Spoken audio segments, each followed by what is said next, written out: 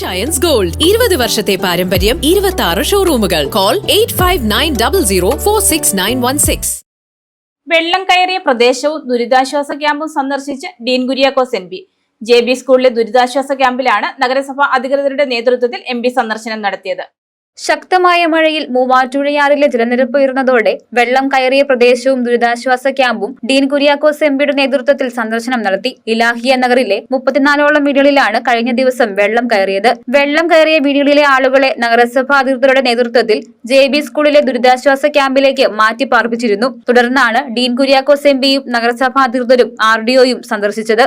അതിരാവിലെ മുതലേ തന്നെ ഫീൽഡിൽ സജീവമായിക്കൊണ്ട് മുഴുവൻ ആളുകളെയും ക്യാമ്പിലേക്ക് മാറ്റാനും ക്യാമ്പിൽ എല്ലാ സജ്ജീകരണങ്ങൾ ഒരുക്കാനും അധികൃതരുടെ നേതൃത്വത്തിൽ കഴിഞ്ഞിട്ടുണ്ട്. 3 സമയത്തും ഭക്ഷണം കൊടുക്കാനും അതോടൊപ്പം തന്നെ മെഡിക്കൽ സൗകര്യങ്ങൾ മറ്റനുബന്ധമായിട്ടുള്ള എല്ലാ സൗകര്യങ്ങളും ഏർപ്പെടുത്താൻ കഴിഞ്ഞു. ഏതായാലും മഴയുടെ ഒരു ശമനവുമായി ബന്ധപ്പെടുത്തിയാണ് മൂവാറ്റുപുഴയുമായി ബന്ധപ്പെട്ടുള്ള ഫ്ലഡ് സിറ്റുവേഷൻ എല്ലാ കാലഘട്ടത്തിലും നിലനിൽക്കുന്നത്. എല്ലാവരും ജാഗ്രത പാലിക്കുക എന്നുള്ളതാണ്.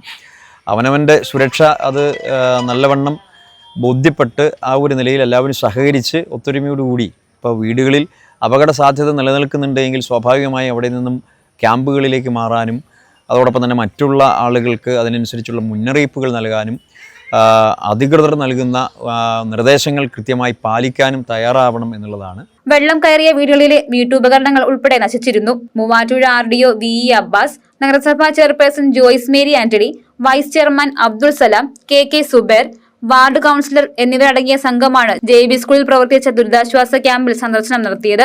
News desk Muvattupuzha news.